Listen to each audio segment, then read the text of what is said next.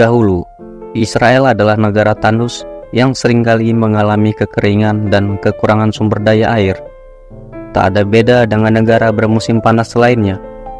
Sektor pertanian di negara ini seperti tidak memberi harapan. Lebih dari setengah daerah Israel adalah padang pasir dan sulit ditanami sayur maupun buah. Sekarang Israel adalah negara paling maju, pelopor dan penemuan pertama dalam sektor pertanian. Dengan menciptakan irigasi tetes yang dahulu gersang, kini tanaman menjadi subur. Israel dengan teknologi irigasi pintarnya telah berhasil mengubah padang pasir yang tadinya gersang menjadi lahan pertanian yang produktif. Buah dan sayuran tumbuh subur di padang pasir.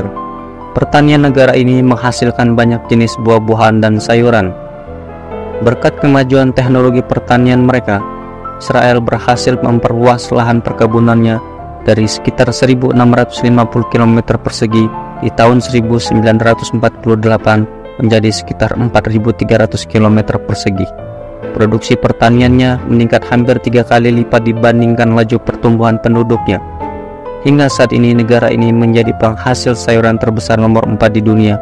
Padahal 85% dari tanah di negara ini adalah padang pasir dan hanya 15% saja tanah yang subur. Itu semua tidak lepas dari penemuan Simcha Blas. Pada awalnya, Simcha Blas berkunjung ke rumah temannya di dekat gurun Negev. Simcha Blas heran melihat ada satu pohon besar dan subur padahal ini di tanah yang gersang. Sedangkan pohon di sekitarnya tidak subur dan kering. Akhirnya Simcha Blas pun penasaran dan mendekati pohon yang subur itu. Setelah dia teliti, ternyata di dekat pohon itu ada pipa air yang bocor dan menetes secara perlahan. Saat itu merupakan awal kesadaran Simcha bahwa air yang menetes perlahan ke tanah secara kontinu dapat menciptakan lingkungan yang lembab yang dibutuhkan akar tanaman. Ia kemudian mengadakan uji coba dengan membuat prototipe sistem irigasi tetes menggunakan selang berlubang. Ia pun berhasil menemukan bahwa konsep irigasi tetes yang ia temukan merupakan teknik terbaik dalam menghemat air, sekaligus meningkatkan hasil pertanian dan mencegah erosi tanah.